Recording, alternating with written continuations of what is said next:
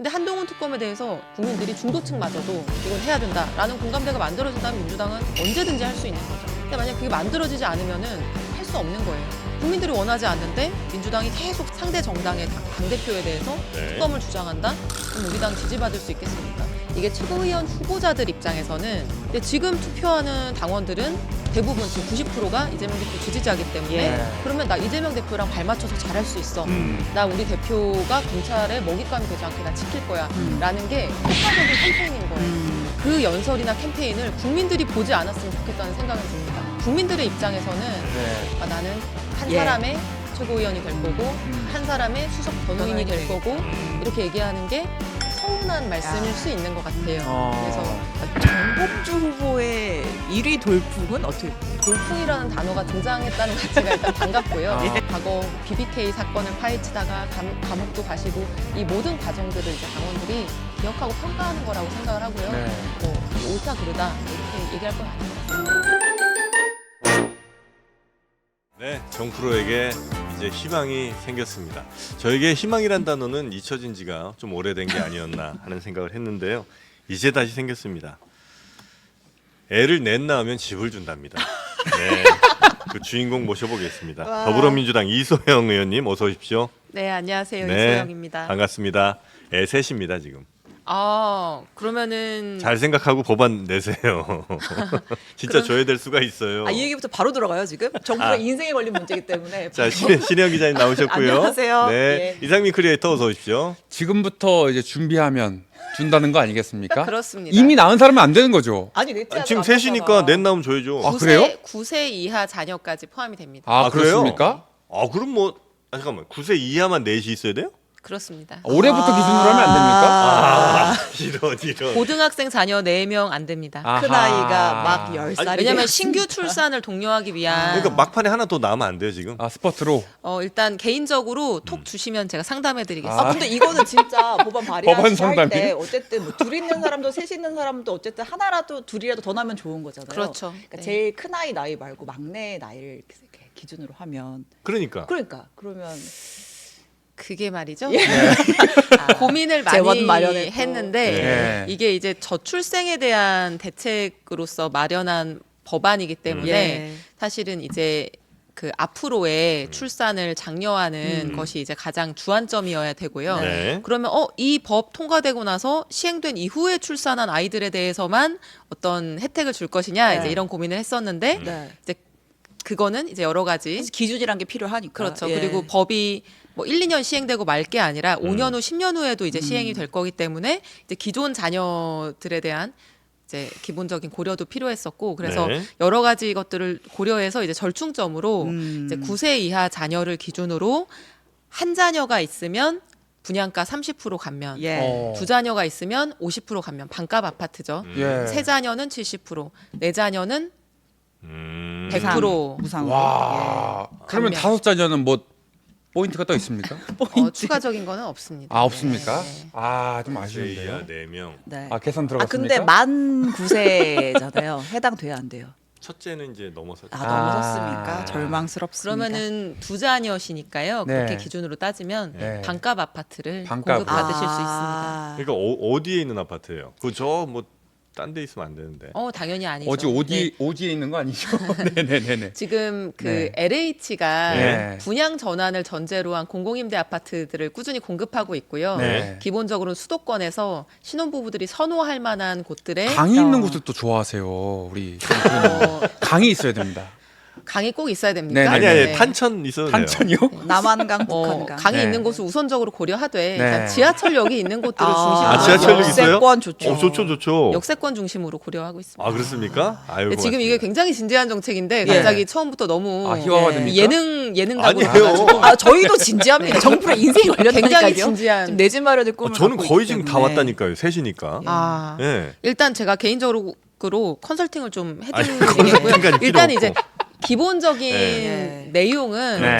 그렇게 공공분양, 그러니까 분양 전환 네. 공공임대 아파트에 일단은 입주 자격을 드리고요. 예. 그 다음에 이제 6년이 지났을 때 분양 전환할 수 있는 기회를 드리는데 아. 이제 그 모집 공고일 그 네. 아파트에 처음 입주하실 때 모집 공고일 기준으로 네. 9세 이하 자녀 플러스 네. 입주 이후에 신규로 출생한 자녀 이렇게 해서 숫자를 기준으로 해가지고 예. 이제 한 자녀부터 네 자녀 이상까지 까지. 이렇게 단계적인 혜택을 드리는 아. 거고요. 이제 요새 조금 좋은 위치에 있는 네. 분양전환 공공임대 아파트 같은 경우에는 뭐 8억 원, 7억 원 이렇게 하지 않습니까? 오. 그러면 네 자녀인 경우에 100% 분양전환가를 가격을 감면받는다라고 하면은 네. 굉장히 큰 혜택이 되는 거죠. 요 저 뭐지 그 오늘 아 이거 가장 계속 해야 됩니까? 임신 금요일에- 가능? 임신도 돼요? 그 뱃속에 태아도 가능? 아니면 출산 꼭 해야 됩니까? 신생아 특례 때 그럼요. 태아도 포함. 출산은 안 하시게요? 그러니까 예를 들어서 네네. 그 날짜 기준으로 네. 아직 태어나지 않았을 수 있잖아요. 한 6개월일 수 있잖아요. 그러니까 이제 입주 이후 분양 공고일 이후에 출산한 자녀들도 당연히 포함이 되기 때문에 네. 네. 아 법을 빠져나가려고 자꾸. 빠져나가는 게 아니 나도 어떻게 해당이 되고 하십니까? 싶어서. 어떻게든 그리고 들어가고 9세 이하를 4명으로 만들면 돼요. 그러니까 하나만 더 낳지 말고 여러 명을 더 낳으면 9세 이하가 4명 이상 될 수 있는 신영 거죠. 기자가 어떻게 우리 집 살림을 죄송합니다. 책임져 주실 건가요? 네. 예, 죄송합니다. 자, 하여튼 요게 워낙 이제 화제가 된 정책이라. 네. 근데 이게 다른 의원들도 좋은데 뭐 이렇게 해서 좀 같이 가는 분위기예요? 아니면 좀 너무 이게 무리 아니야? 뭐 이런 분위기? 민주당의 국토교통위원회 소속 위원들이 네. 다 같이 이제 논의해서 만든 법안이고요. 아. 제가 대표 발의자로 되어 있긴 한데 네. 그 민주당 정책조정위원회 예. 회의를 2번 거쳐서 아. 이제 조정한 내용입니다. 아. 거의 그래서 당론처럼 네, 당론에 아, 유사한. 그래요? 네, 민주당 의원들이 공감하고 있는 법안이라고 생각하시면 되고요. 아. 이 법의 시초가 그 민주당 총선 공약입니다. 아. 그 총선 공약에서 음. 두 자녀일 경우에는 24평 아파트, 음흠. 세 자녀일 경우에는 뭐 30평대 아파트 이렇게 분양 전환 네. 공공임대 아파트를 준다 이제 이런 내용이 있었는데 그거를 법안으로 성안하는 과정에서 일단 첫 번째는 평수 제한을 둘 필요는 없겠다. 네네. 그리고 두 번째는 분양 전환 아파트를 주는 게 중요한 게 아니라 이제 몇 년 차 분양 전환을 할 건지랑 분양 전환 가격을 어떻게 할 것인지가 예. 중요하다. 그리고 두 자녀, 세 자녀인 경우가 아니라 한 자녀만 낳더라도 혜택이 필요하다. 그래서 한 자녀부터 시작해서 단계적인 차등으로. 네. 인센티브를 설계해야 되겠다라는 아. 이제 몇 가지 추가적인 생각을 하게 돼서 네. 그 내용을 반영해서 이제 법안을 만든 거고요. 아. 네네. 기본적으로는 총선 공약이 법안화된 거기 때문에 네. 이제 민주당의 정책이다 이렇게 아. 생각하셔도 평수 됩니다. 제한이 없어요. 네. 왜냐하면 이런 공공임대 분양 아파트들이 평수가 좀 소형 평수에 좀 많이 네. 취급이 돼 있어서 좀 현실성이 좀 떨어진다 이런 지적들이 있었는데 없다는 말씀이신 네, 거죠. 근데 기본적으로는 분양 전환 공공임대 아파트를 LH가 만들 때 그 30평대보다는 20평대가 비중이 더 높습니다. 높죠. 예. 그래서 이제 한정되어 있는 그 뭐 20평대, 예. 30평대 이제 아파트들을 가지고 신청을 하는 거죠. 예. 이제 네네. 입주 신청을 예. 하는 거고 거기에 이제 입주할 때도 이제 다자녀 순서로 그리고 네. 이제 10년 차 신혼부부까지 신혼부부의 원래 이제 기준을 7년 차까지인데 네네. 10년 차까지로 좀 확대해서 아. 신혼부부들도 이제 그 순위 안에 들어오면 예. 이제 입주할 수 있고 분양 전환 받을 수 네네. 있게끔. 외부에서 뭐 비토는 없습니까? 정책적으로 보수적인 분들은 그저 퍼주는 거 좌파들 정책이지. 이런 분들도 분명히 있을 수 있거든요. 네. 예. 요새 저출생 해법 관련해서는 퍼줘도 된다라고 예. 하는 게 진보 보수를 다 떠나서 막론하고. 국민적인 네. 저는 공감대라고 생각하고요. 음. 국민의힘에서도 지금 저출생 정책에 대해서 되게 많은 정책들 나오고 있는데 네. 예. 예를 들면 대표적으로 나경원 의원 1호 법안인 헝가리식 대책 예. 같은 네, 경우에는 헝가리. 그냥 신혼부부한테 2억 원 주고 네. 이제 맞아요. 한 자녀 낳을 때마다 이자랑 원금 탕감해 주는 예. 거잖아요. 이제 갚지 그런 마, 것- 뭐 이런 식이잖아요. 네, 그런 예. 것들이 보수에서도 공감을 받고 예. 있고 오히려 제가 이 법안을 내고 나서 달린 댓글들이 어떤 댓글이 많냐면은 이 정도 해가지고 아이 낳겠냐. 네. 하나만 낳아도 아파트 한 채씩 줘야지. 무슨 네 자녀를 낳아야지 공짜 아파트를 주냐. 이거 너무 소극적인 그리고 법안이다. 집만 준다고 되느냐, 어떻게 먹고 사느냐, 아, 네. 그렇죠. 애 생활비 어떻게 되느냐. 그래서 한 10억씩 줘야 된다. 막 이런 에라. 댓글이 막 달려요. 그래서 예. 내가 너무 소극적으로 생각했나? 예. 이런 아. 예. 생각- 아니 원래 사회적 혁신이 필요합니다. 민주당이 원래 그 햇볕 정책의 원조 아닙니까? 예. 햇볕 정책하고는 좀 관련이 없긴 그 한데 우리 그 국민들을 위해서 햇볕 정책을 좀 복지 많이 좀- 정책. 네, 네. 좀 따스하게 좀 뜨겁게 좀 네. 부탁드립니다. 아니 어쨌든 재원이 필요할 거 아니에요. 네. 뭐 예를 들어 그냥 심플하게 생각하면 뭐 한 채 어느 정도 되는지 모르겠습니다만 한 6, 7억 정도 된다고 치고 네. 그게 결국 작은 금액은 아닐 거 아닙니까? 네. 그 저희가 네. 7만 채를 공급하는 거를 기준으로 해서 네. 이제 예산을 추계해 봤는데 네. 1년에 한 2조 원 정도 들어간다고 생각하면 될 것 같습니다.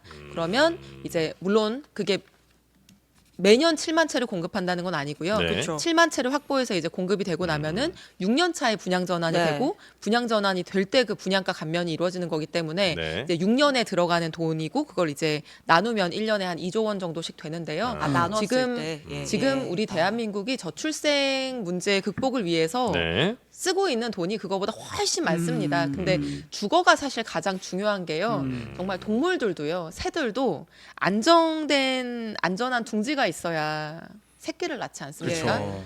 그리고 지금까지 이제 통계적으로 보면은 부동산 가격이 올라갈 때 출산율이 연동해서 반비례하게 떨어지죠. 떨어집니다. 아. 전세가가 올라갔을 때도 그에 비례해서 그 다음에 출산율이 떨어집니다. 예. 그래서 주거가 굉장히 출산율에 영향을 많이 미친다고 하는 거는 네. 논쟁의 여지가 없는 음. 아주 공통된 인식이고요. 음. 그렇기 때문에 안정된 주거를 빠르게 이제 신혼부부들부터 시작해서 1자녀, 2자녀 있을 때부터 시작해서 임대주택으로 공급을 하고 그거를 이제 안정된 내 집으로 마련하는 데에 전폭적인 획기적인 혜택을 제공하는 것이 이 정책의 골자입니다. 아, 그럼 실제로 여당에서도 좀 호응이 있을 거라고 전망을 하시는 거예요?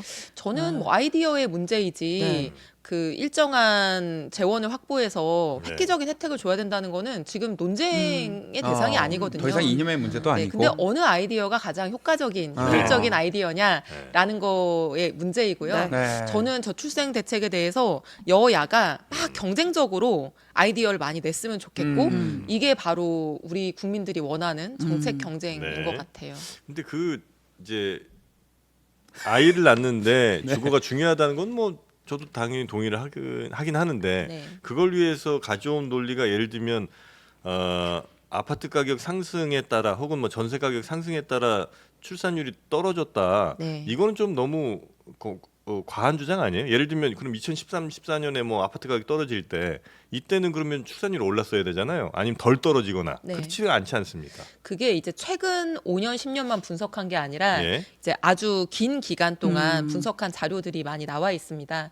근데 상식적으로 사실 보더라도 네. 신혼부부들이 계속 어떤 전세가는 오르고 내 집 마련을 하기가 어렵고 계속 2년마다 이사 다녀야 되는데 아이 둘째, 셋째 이렇게 낳는 거는 사실 네. 엄두내기가 어려운 건 아주 상식적인 거거든요. 근데 그 상식을 뒷받침할 수 있는 그런 통계 데이터들도 있기 때문에 네. 저희가 이제 주거가 굉장히 중요하구나 이런 판단을 내리게 된 거죠. 그러니까 예를 들면 저는 이제 다시 말씀드립니다만 굉장히 그 주거가 중요한 문제라고 뭐 다시 한번 저도 강조를 드리고 싶긴 한데 네. 예를 들어 그러면 전국에서 제일 집값 싼데 그러면 출산율이 높다거나 그러진 전혀 않잖아요. 네. 예, 그러니까 집값이 비싼 게 신혼부부들에게 부담된다?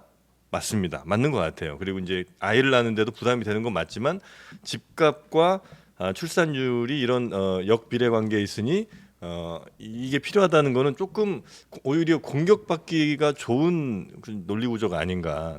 반대하는 사람들이 만약에 이제 반대를 한다면 그런 식으로 반대를 하지 않을까는 우려를 살짝 전달해드리고 싶어요.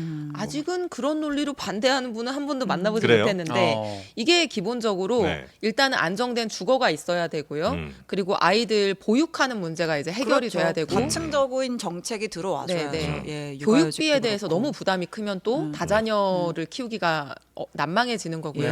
네. 이런 이제 여러 가지 정책 패키지들이 필요한데 거기에서 주거가 빠질 수는 없다. 중요하죠. 그래서 굉장히 중요한 지금 문제. 뭐 네. 1년에 뭐 10조 뭐 이렇게까지 저출생 예산이 들어가야 된다 이렇게 네. 주장이 많이 나오고 있는데 그 중에 연간 한 2조 정도라고 하면은 당연히 이거는 주거에 쓸 수 사용할 있는 수 돈이다. 있다. 네. 네네네. 생각합니다. 알겠습니다.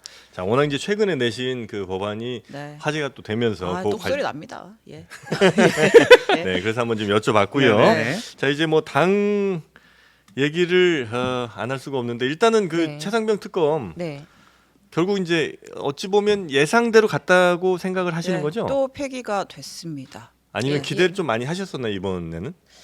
예상을 했죠. 예상하셨죠? 예상을 네. 한 거는 그 한동훈 대표가 선출되고 어제가 목요일이었으니까 한 4일차 됐던 건가요? 예, 예. 한 3일차? 이 네, 정도 네, 되는 네, 상황이었잖아요. 근데 한동훈 대표가 아무리 최상병 특검법에 대해서 통과시켜야 된다, 국민의힘이 나서야 된다 이런 말을 뱉어놨다고 하더라도 당대표로 선출된 이후에 바로 첫 행보가 네. 이제 민주당이 제시한 안에 찬성표를 이끌어내서 이걸 이제 끌려가는 거는 절대 안 된다. 절대 안 된다 예. 이렇게 네, 생각할 네. 거라고 모두가 예상을 했고요. 실제로 그렇기 그렇게 때문에 얘기도 했죠. 네, 예, 이번- 똘똘 뭉쳐맞겠다. 민주당 안을. 이번 재의결에서 네. 전향적으로 바뀔 입장을 거라고는 선회할 거라고는 생각 안 하셨고. 생각을 네. 네. 하지 못했던 것 같고요. 네. 근데 다만 최상병 특검법은 한동훈 대표한테는 저는 운명적인 과제가 이미 됐다고 생각하거든요. 뭐 할 거냐 말 거냐 지금 이런 문제가 아니라 할 네. 수밖에 없는 상황이고, 근데 다만 이제 어떻게 흘러갈 거냐라고 이제 생각을 해봤을 때는 네.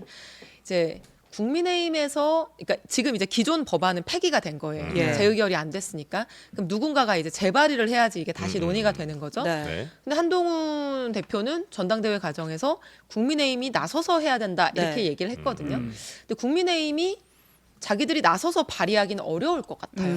왜냐하면 네. 이걸 발의를 하려면은 네. 뭐 검사 추천 이런 것만 이제 변경해가지고 법안을 발의해야 되는데 네. 그럼 10명이 그 연명을 해야 되거든요. 그렇죠. 아, 거기에 사인을 누가 아니 할 근데 거냐. 국민의힘에서 네. 거기에 연명했다가 아니 박근혜 전 대통령 탄핵 때야 무기명 네. 투표였으니까 예. 그 배신자들을 색출해낼 수 없었는데 이 윤석열 대통령을 지지하거나 이 한동훈 윤석열 특검법 말이 안 된다라고 주장하는 보수 지지층 입장에서는 네. 그 10명은 나중에 역사적으로 어떻게 평가될지 모르는 거거든요. 기록이 되니까. 저는 그걸 감히 서명할 수 있는 국민의힘 정치인이 아. 많지 않을 거라고 생각하고 네. 10명이 될 수 있을까? 이런 생각이 있습니다. 그래서 친한계를 하더라도.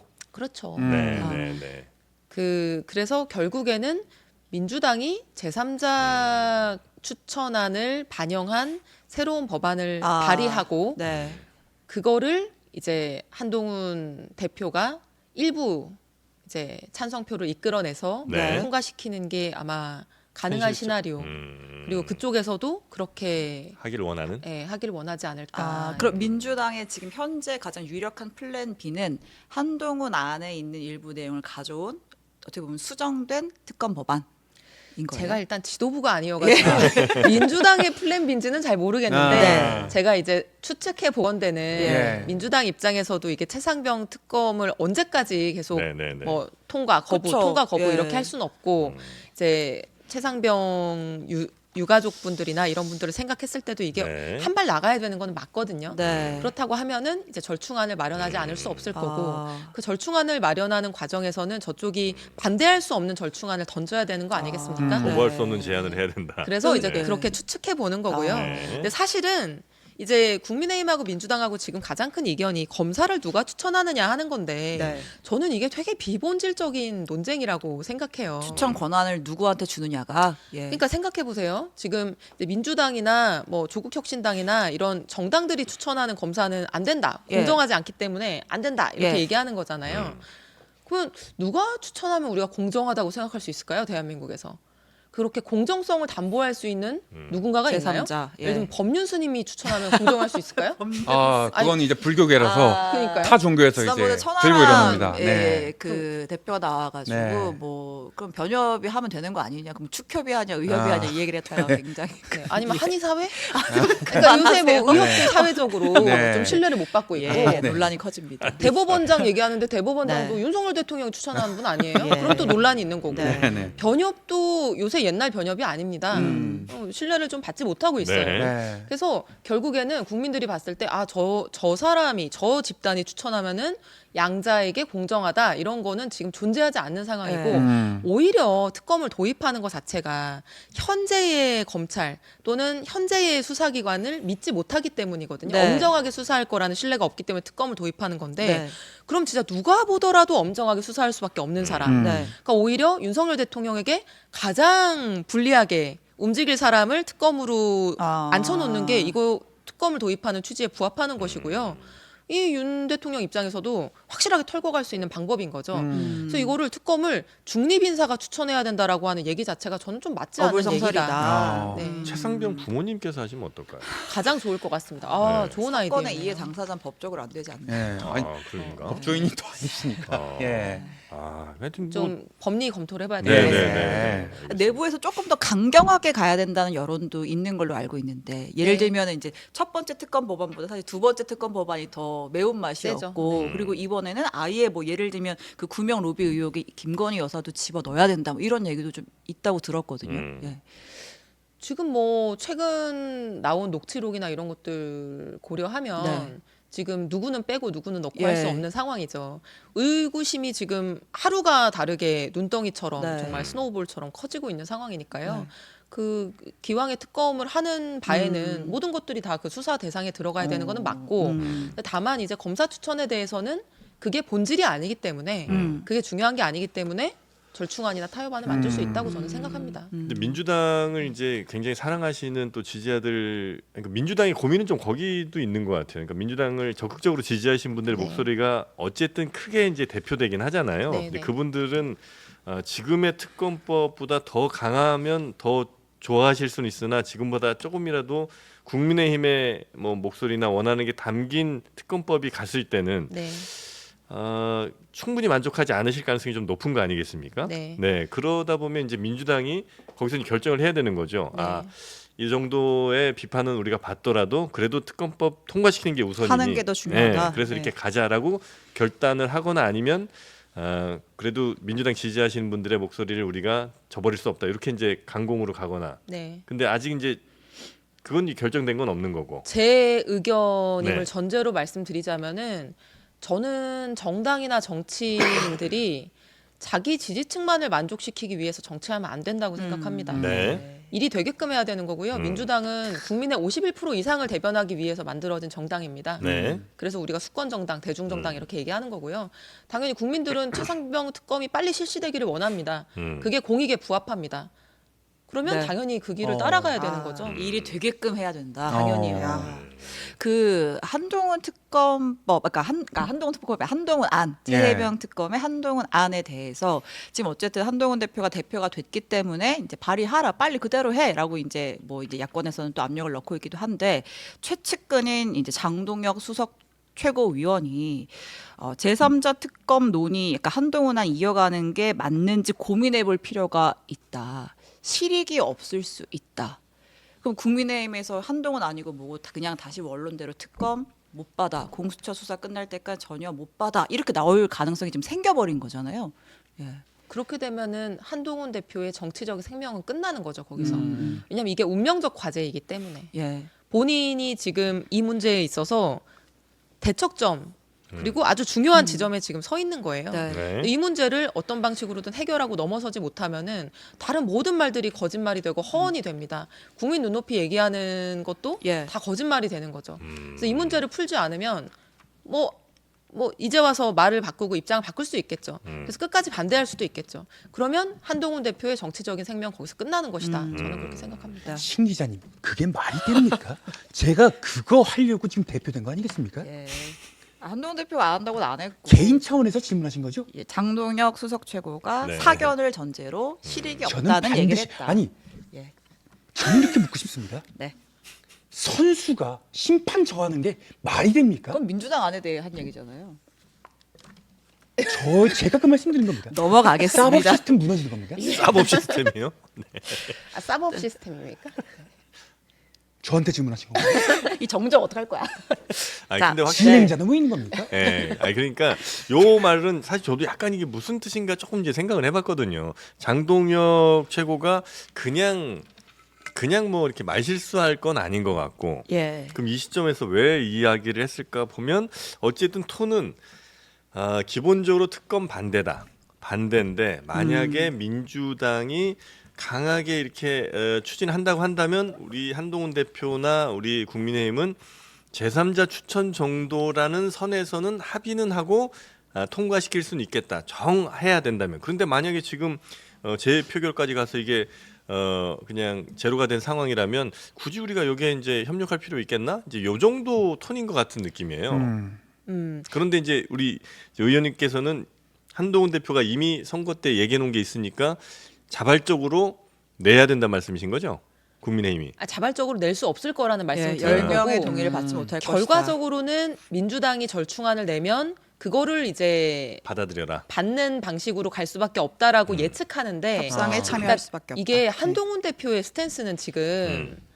특검법 반대가 아니라 특검법 찬성인 거예요. 아. 왜냐면 뭐라고 얘기했냐면은 특검법을 반대하는 것이 법리적으로나 정치적으로나 논리적입니다. 예. 반대하는 게 논리적입니다.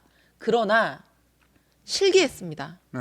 국민적 의구심을 해소할 수 있는 우리가 시점을 실기했기 때문에 지금은 오히려 우리가 나서서 특검을 해야 되는 상황입니다.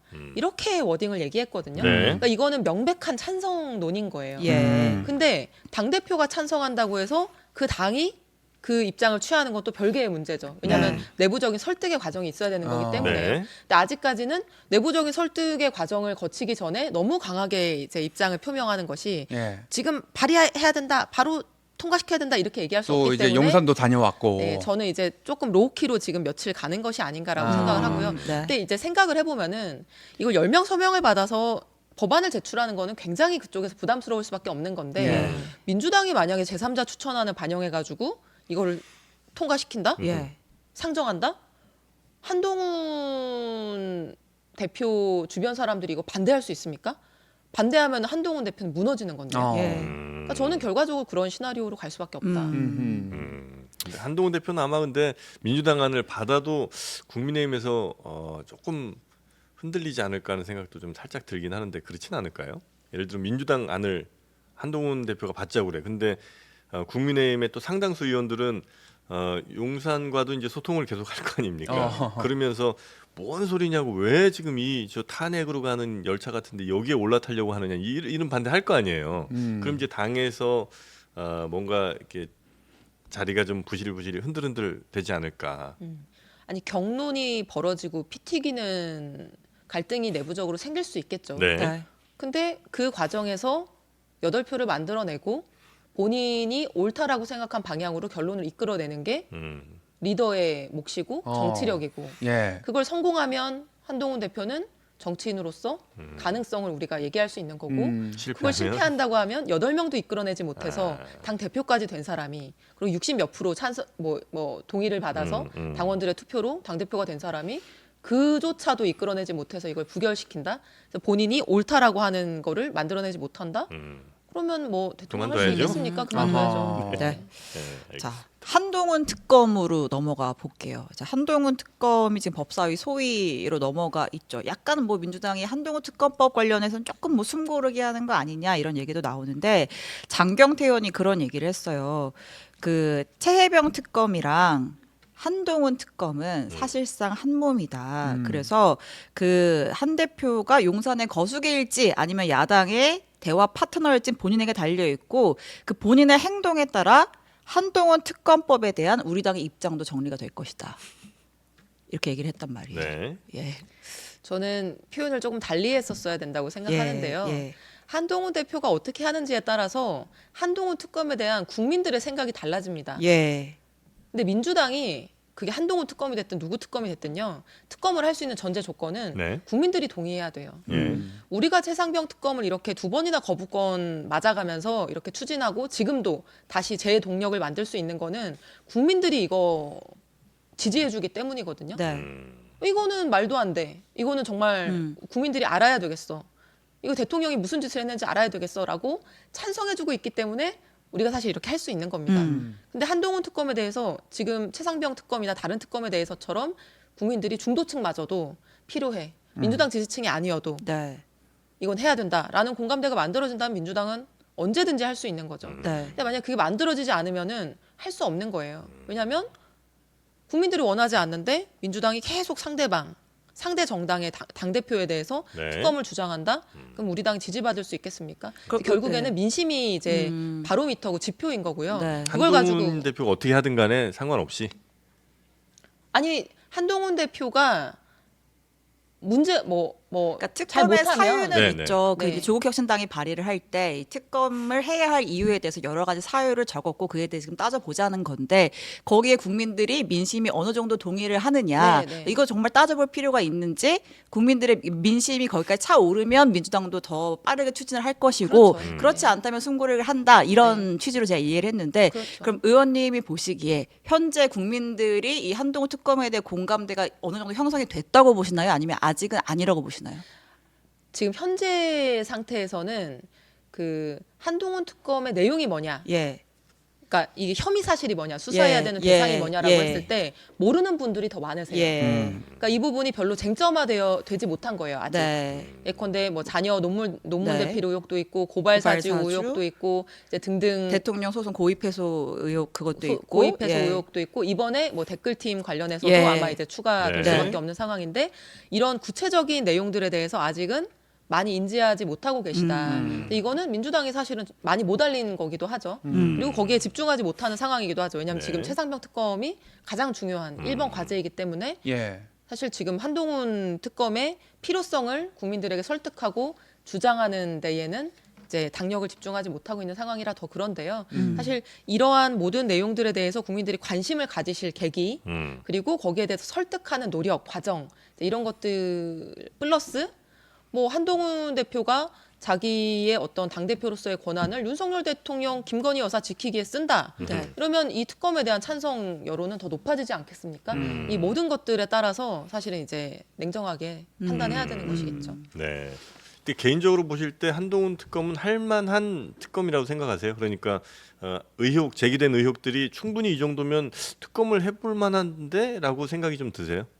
아니 충분히 해볼 만하죠. 아, 그래요? 지금 자녀 논문 대필 의혹도 언제부터 나온 의혹인데 지금 그거 조사 한 번이라도 이뤄진 적 있습니까? 네네네. 그리고 댓글팀 의혹 같은 경우에도 그게 만약에 사실이라고 한다면은 네. 현직 법무부 장관이 자신의 어떤 정치적인 네. 행위, 어떤 행보를 위해서 팀을 만들어가지고 인위적으로 댓글을 달았다는 거잖아요. 네. 만약에 그게 사실이라고 한다면 엄청난 범죄 행위죠. 그리고 아마 양형 기준으로 따져도 굉장히 높을 겁니다. 네. 근데 그런 것들이 바로 직전까지 법무부 장관이었고 뭐 수십 년간 검찰에 몸담은 분에 대해서 객관적이고 냉정한 수사가 이루어질 수 있을 거냐? 그건 윤석열 대통령에 대해서 우리가 의구심을 가지는 거랑 똑같은 논리가 작동하는 거죠. 근데 저는 특검을 해볼 수 있는 사안이라고 생각하지만 네. 기본적으로 어쨌든 평상시에 작동하는 수사 시스템, 사법 시스템이 아니라 특별한 어떤 조치, 제도를 도입하려고 하면 이거는 국민들의 동의가 필수적이고 네. 그건 민주당 지지층만의 동의가 아니라 이제 조금 더 넓은 예. 범국민적인 동의가 있어야 된다. 네, 이 한동훈 특검법에 대해서 한동훈 대표가 당선되자마자 음. 질문을 받고 이런 말을 했습니다. 상대 당의 전대가 끝나자마자 집권당 대표를 겨냥해서 그런 안을 낸다는 것은 협치를 포기하는 거 아닌가요? 이렇게 입장을 냈었는데 네. 뭐 이렇게 뭐 일리가 있는 부분입니까? 어떻습니까? 일단은 제가 알기로는 네. 민주당이 낸 건 아닙니다. 조국혁신당이 발의를 했죠. 네. 네, 그래서- 협치에 대한 부분. 네. 네. 그래서 민주당이 낸 건 아니기 때문에 예. 이게 조금 뭐 오해하신 것 같고 네. 아마 법사위에서 이걸 안건 상정한 것 때문에 예. 그렇게 말씀하셨을 예. 텐데 정청래 위원장이 또 출발을 시켜버렸습니다. 아니 근데 원래 법안이 발의되면 되면 예. 상임위에는 일단 상정을 시킵니다. 예. 네. 근데 이게 상정을 시키는 거랑 실질적인 논의를 시작하는 거는 좀 다른 개념이고요. 예. 아니 무슨 근거로 그러면은 이미 법안이 발의됐고 상정 요건이 충족됐는데 네. 이거를 위원장이 상정조차 시키지 네. 않는다는 말입니까? 그래서 네. 상정까지는 할 수 있다. 충분히. 자연스러운 그리고 과정이다. 해야 된다. 근데 그거를 했고, 실제로 추진하는 것과 관련해서는 조금 시점이나 여러 가지 고민할 지점들이 있지만 저는 상정을 가지고 그렇게 얘기할 건 아니다. 근데 이제 다만 우리도 계속 얘기했던 게 아니 어쨌든 여야가 대화를 하고 서로 존중하는 견지에서 토론하고 그런 과정을 통해서 이제 국민들한테 필요한 일들을 해나가는 건데 네. 이제 윤석열 대통령 쪽에서 또는 정부 여당 쪽에서 이재명 대표에 대해서 피의자다. 만날 수도 없고 무슨 뭐 사기꾼이다 범죄자다 이렇게 얘기하는 것들이 협치를 포기한 행위 아니야?라고 이제 우리가 주장했던 것들은 있는 거죠. 네. 이제 그런 측면을 이제 고려해 보면은 저희도 대화하는 부분에 있어서는 조금 마음을 열고 대화할 수 있는 그런 그라운드 토양을 만들 필요는 있다라고 생각을 하고요. 네. 이제 그런 측면에서 특검법의 시점이나 이런 것도 네. 고민이 아마 지도부가 많을 것 같습니다. 그 특검을 가는데 국민적인 동의나 요구가 굉장히 중요한 거예요. 그럼요. 아, 예를 들면 이제 굉장히 큰 범죄나 이제 범죄의 질이 굉장히 안 좋거나 이런데도 불구하고 좀 덜 알려진 사건이 있을 수도 있고, 네. 그러니까 그럴 때 이제 국회의원들이 보실 때 국회의원들의 더 많은 정보력 등을 통해서 판단하건대, 혹은 이제 법률적인 지식들이 많은 분들이 더 있을 테니까 그렇게 판단하건대 이건 무조건 이거는 확실히 특검을 가야 되는 건일 수도 있고, 네. 아니면 되게 대중적으로 널리 알려졌으나 사실은 이건 뭐 이렇게 범죄 어떤 뭐 질이나 아니면 이건 양형이나 뭘 봐도 특검까지 안 갈 것 같은데도 불구하고 국민적 의혹이 높을 수도 있잖아요. 네. 그러니까 이럴 때 판단의 기준이 국민적인 요구와 뭐 국민적인 어떤 지지 이런 거예요? 아니면 국회의원들이 판단하실 때 아 이건 이제 특검으로 가야 됩니다라고 계속해서 국민들을 조금 더 설득을 해야 되는 겁니까?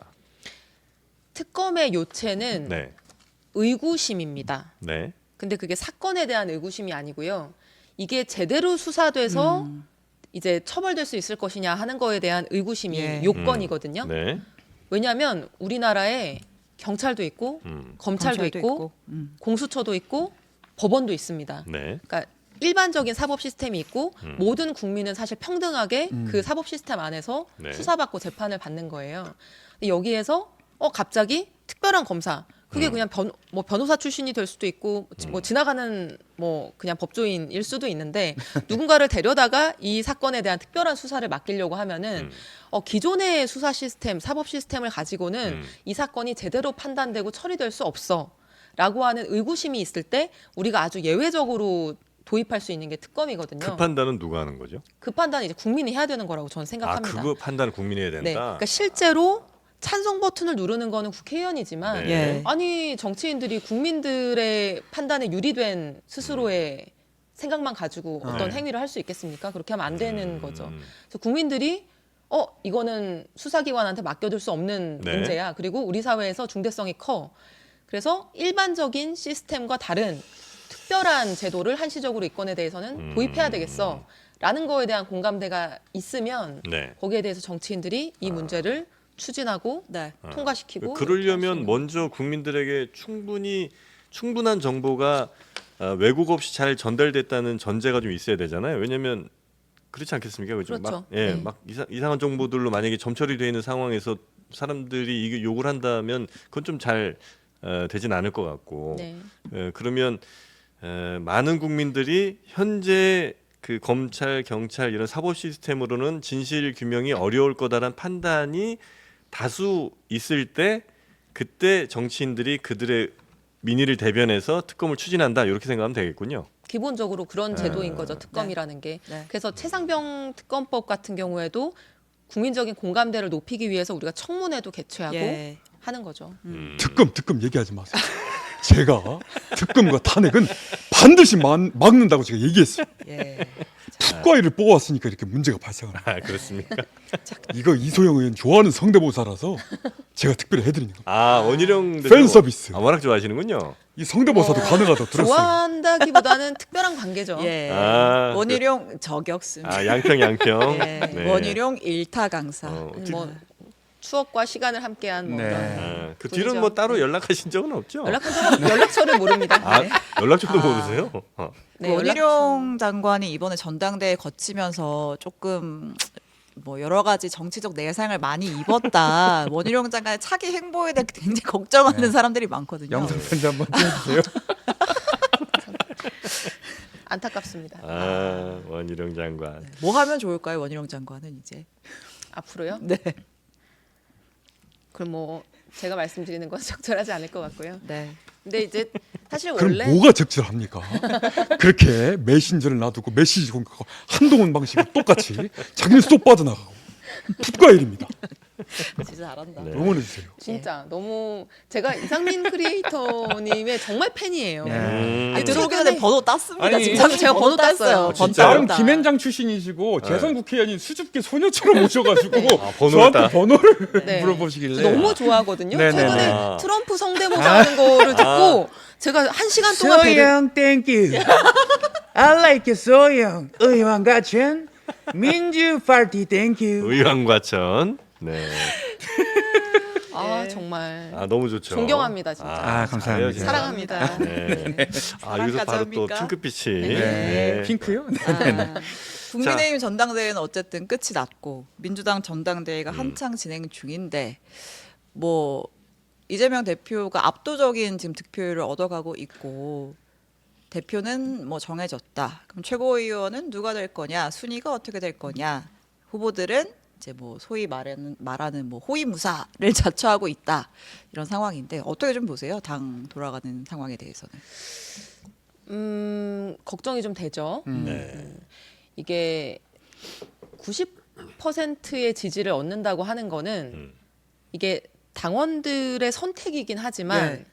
반대로 생각해 보면 우리 당 내에 이재명 대표 말고 다른 어떤 선호를 가진 분들이 투표에 나서지 않았다는 거랑 같은 의미거든요. 지금 투표율이 30% 정도 조금 넘고 있는 상황인데 네. 국민의힘 권리당원 투표율보다도 많이 좀 낮은 낮죠? 상황이죠. 예. 근데 어떻게 보면 선택지가 없다고 생각하기 때문에 투표를 하지 않는 것이 아닌가라는 이제 사실 분석도 있습니다.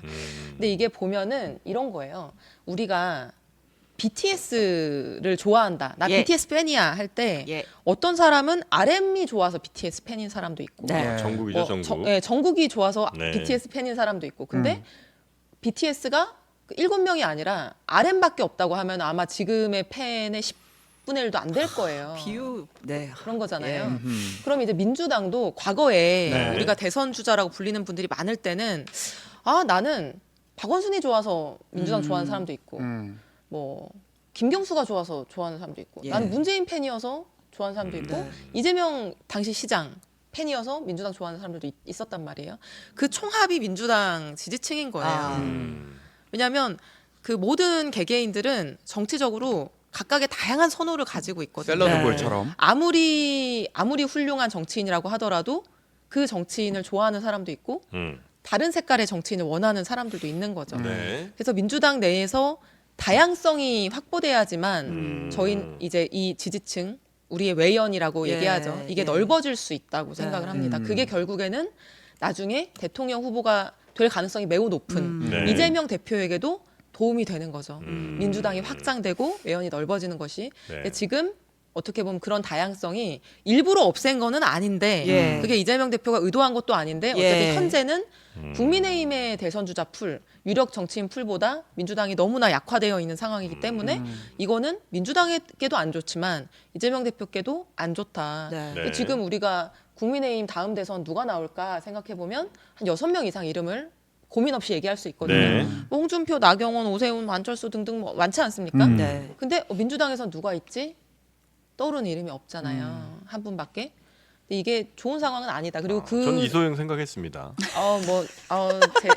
저는 아직 네. 아직이라는 게 왜 있습니까? 국민들이 아직 원하는 아닌 건 많아가지고. 아니고 아직 네. 많이 아직 기다려 대선 보세요. 시즌이 아니라서. 예. 네. 아닌 건 아닌 거죠. 등록 기간이 아닙니다. 네. 근데 그런 이제 현재 민주당이 놓여 있는 예. 좀 상황이 네. 이번 전당대회 결과들로 아, 이제 보여지고 있는 거거든요. 네. 그런 측면에서는 조금 앞으로 더 다양성이 확보될 수 있는 방안이 뭘까라는 고민을 우리가 네네. 해야 되는 거고 이게 음. 호위무사 자처하는 거에 대해서 막 그 당대표 후보자들이 토론하고 네. 하시는 것도 봤는데 음. 이게 최고위원 후보자들 입장에서는 당선이 돼야 되잖아요. 네. 그렇죠. 그러면 가장 효과적인 선거 캠페인을 벌일 수밖에 없죠. 그렇죠. 근데 지금 투표하는 당원들은 대부분 지금 90%가 이재명 대표 지지자이기 때문에 예. 그러면 나 이재명 대표랑 발맞춰서 잘할 수 있어. 나 우리 대표가 검찰에 먹잇감이 되지 않게 나 지킬 거야. 라는 게 효과적인 캠페인인 거예요. 근데 한편에서는 그 연설이나 캠페인을 국민들이 보지 않았으면 좋겠다는 생각은 듭니다. 왜냐하면 그래요. 국민들의 입장에서는 네. 우리나라 제일 큰 제1야당의 최고위원들이 국민들의 호위무사, 국민들을 위하는 이런 사람들이 되기를 원할 거 아닙니까? 그죠? 그런데 이제 어떤 국민에 대한 얘기 이런 거보다는 나는 대표의 한 예. 사람의 최고위원이 될 거고 한 사람의 수석 변호인이 될 되겠다. 거고 이렇게 얘기하는 게 지금 이재명 대표를 지지하지 않을 수 있는 다양한 국민들의 입장에서는 조금 네. 서운한 말씀일 야. 수 있는 것 같아요. 그래서 그런 것들은 조금 좀 다양한 얘기들이 나올 수 있었으면 더 좋지 않았을까 생각이. 정봉주 후보의 1위 돌풍은 어떻게 보세요? 왜냐하면 그 정말 그 이재명 대표에 대한 압도적인 지지로 치러지고 있는 이 전당대회에서 뭐 예를 들어 김민석 후보도 있고 정말 확실한 친명들이 있지만 정봉주는 정봉주 아닙니까? 아, 브랜드 하지만 이미지 있죠. 예, 예. 정봉주는 정봉주인데 압도적인 1위 돌풍 이거 어떻게 해석해야 됩니까? 저는 그래도 민주당 전당대회에서 돌풍이라는 단어가 등장했다는 것 자체가 일단 반갑고요. 아. 이게 이제 예측하고 좀 다를 때 이렇게 좀 예. 주목이 되는 거잖아요. 네. 그래서 이제 예측 가능하지 않았던, 예측하지 못했던 그런 그 이변이 좀 있어서 네. 오히려 조금 다행이라고 생각을 하고 이게 그 민주당을 사랑하시는 당원들 그리고 지지자분들이 역사가 있습니다. 오래 전, 그러니까 뭐 김대중 대통령 계실 때부터 시작해서 쭉 민주당이 걸어온 길을 기억하고 알고 그런 기억과 이런 것들에 기반해서 사랑하시는 거거든요. 그래서 이제 정봉주 전 의원님 같은 경우에도 과거 뭐 BBK 사건을 파헤치다가 감옥도 가시고 이 모든 과정들을 이제 당원들이 기억하고 평가하는 거라고 생각을 하고요. 네. 그게 저는 뭐 옳다 그르다 뭐 이렇게 얘기할 건 아닌 것 같습니다. 네. 우리 의원님께서는 민주당이 너무 좋아서 민주당에 계시는 거예요? 아니면 다른 당은 도저히 갈 수가 없어서 민주당에 계시는 거예요?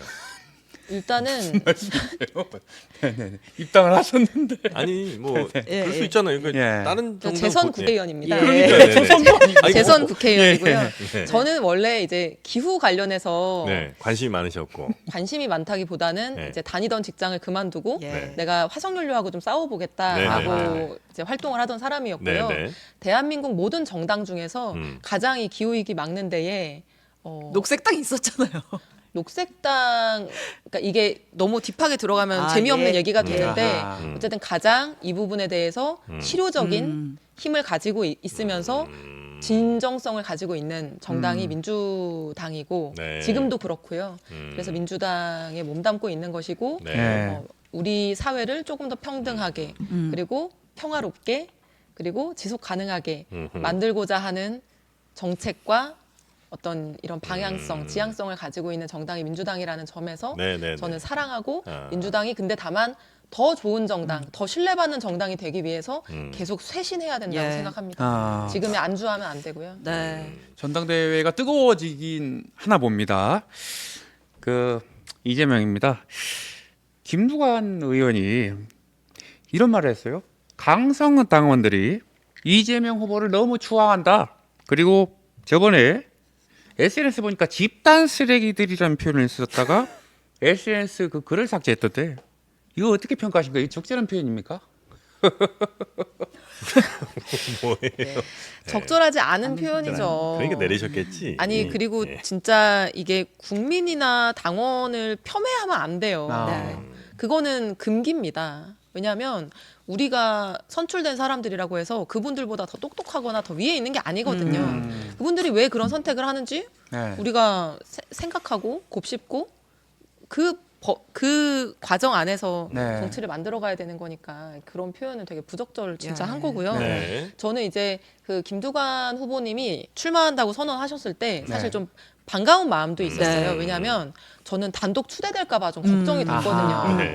아니 당원이 250만이 되는 그리고 이렇게 역사 있고 유서 깊은 정당에서 당 대표 경쟁할 사람이 없어서 추대된다고 하는 거는 진짜 너무 속상한 일이잖아요. 네네. 그래서 누구라도 제발 누구라도 좀 출마해 주시기를 바랬고 나름대로는 여러 가지 이런 불이익과 추후에 본인 정치적 행보에 있어서 꼭 플러스만 있는 건 아님에도 불구하고 김두관 의원님께서 용기를 내신 거는 고마운 일이라고 생각을 하거든요. 예. 근데 사실 캠페인 내용은 예. 조금 실망스러운 출마하실 때부터 아 룰이 너무 불공정하다. 네. 정견 발표하기 전부터 사전 투표하는 게 말이 되느냐부터 이제 계속해서 이런 네. 캠페인을 해오시는데. 그래서 이제 메시지를 내는 것이 예. 뚜렷하게 기억에 남는 게 별로 없고 사실 우리가 이제 몇 가지 기억할 수 있는 게 정책적으로는 종부세하고 금투세에 대해서 이거는 민주당의 본질이다. 네. 이거를 버리면 민주당의 가치를 버리는 거다. 이제 이런 네. 식의 이제 이념적인 이재명 후보는 부자 편 드는 거냐? 네. 이런 식으로 나오고 있죠. 근데 저는 사실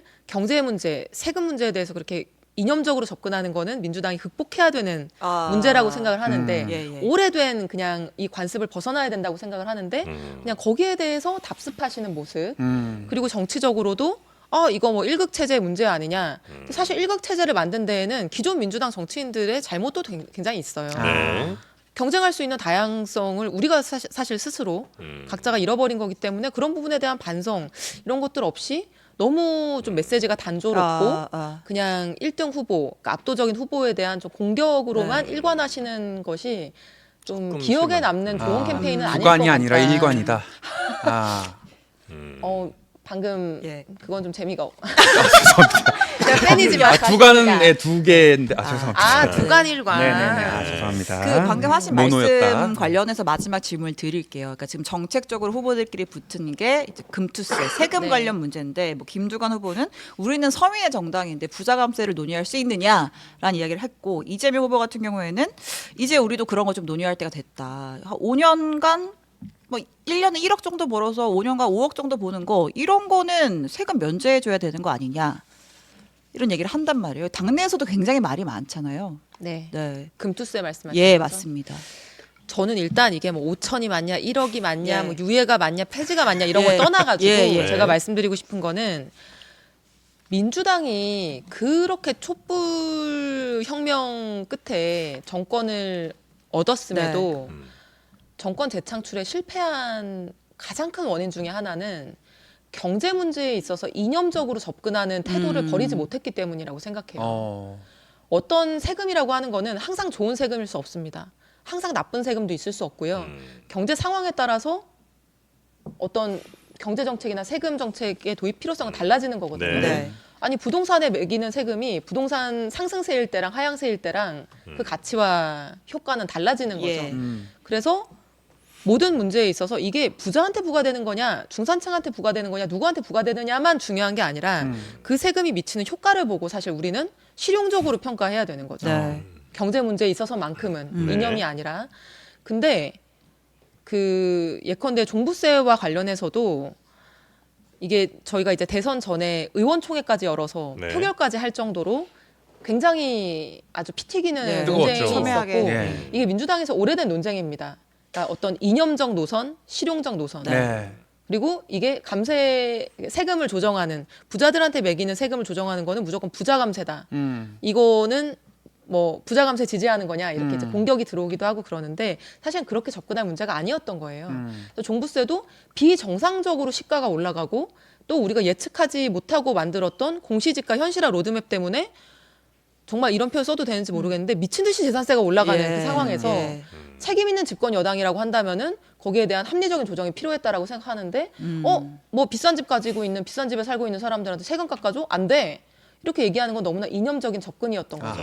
저는 그게 우리가 대선을 놓친 굉장히 중요한 부분 중에 하나라고 생각하고요. 네. 금투세 같은 경우에도 아까 말씀드렸듯이 이걸 선악의 구분으로 얘기할 건 아니다. 이게 금투세를 유지하면은 선이고 유예하거나 완화하면은 악이다. 이런 프레임은 민주당이 지금은 이제부터는 이런 거 버려야 된다고 생각하고요. 가장 중요한 거는 우리나라 주식시장이 잘 되게 하는 겁니다. 네. 건전하게 지속적으로 성장할 수 있게 만드는 조세 정책이 뭐냐라고 네. 이제 판단을 해야 되고요. 그 과정에서는 이 지금 이제 세금이 부과되지 않는 이 주식시장의 이점 말고 우리 주식시장이 가지고 있는 펀더멘털이 어떠냐. 네. 우리가 너무나 불투명하고 주식시장 문제가 많다 보니까 막 네. 소수의 대주주들이 다른 일반 개인 주주들의 이익을 침탈하고 네, 네, 이런 네, 일들 네, 많지 네. 않았습니까? 네. 거기에 대해서 상법 개정안이나 여러 가지 대안이 나와 있음에도 불구하고 이제 이런 것들 우리가 하지 않았거든요. 그래서 이런 것들까지 종합적으로 봐서 이 세금 도입했을 때 우리 주식시장이 건전하게 안정적으로 성장할 수 있느냐. 그리고 혹시나 불측에 타격을 입는 건 아니냐 이런 것들 냉정하게 토론해서 결론이 나면 네. 유예할 수도 있고 유지할 수도 있다고 생각해요. 근데 그런 게 아니라 이거 금투세 유예 완화론자들은 민주당의 본질을 부정하는 거야 이렇게 얘기하기 시작하면은 네. 민주당에서는 경제 정책이나 세금 정책에 대해서 제대로 된 토론이 앞으로도 이루어질 수 없는 겁니다. 저는 그 태도를 버려야지 네, 네, 우리가 네. 다시 수권할 수 있다 이렇게 생각합니다. 매우 저도 찬성하고 또 드리고 3%. 싶은 질문이 네. 많은데 오늘은 이제 시간 아, 관계상 네, 오늘은 여기까지만 좀 여쭤보고 예. 그 뒤에 막판에는 저도 진짜 궁금한 게 좀 많고 네. 예, 그렇거든요. 그건 하여튼 다음에 한번 또 기회 주시면 예. 예, 기득권 조만간 입장에서 질문이 또 많거든요. 나와주시죠. 조만간 또. 네. 네, 이소영 의원과 함께한 시간이었고요. 네. 대단히 감사하고요. 주말 잘 보내시고 휴가 어디 가십니까 주말에? 이번 주말은 아니고요. 네. 네, 8월에 조금 8월에 한 한번 며칠 가세요. 네. 생각하고 있습니다. 알겠습니다. 아유, 하여튼 대단히 감사합니다. 또 네. 뵙겠습니다. 감사합니다. 고맙습니다. 고맙습니다.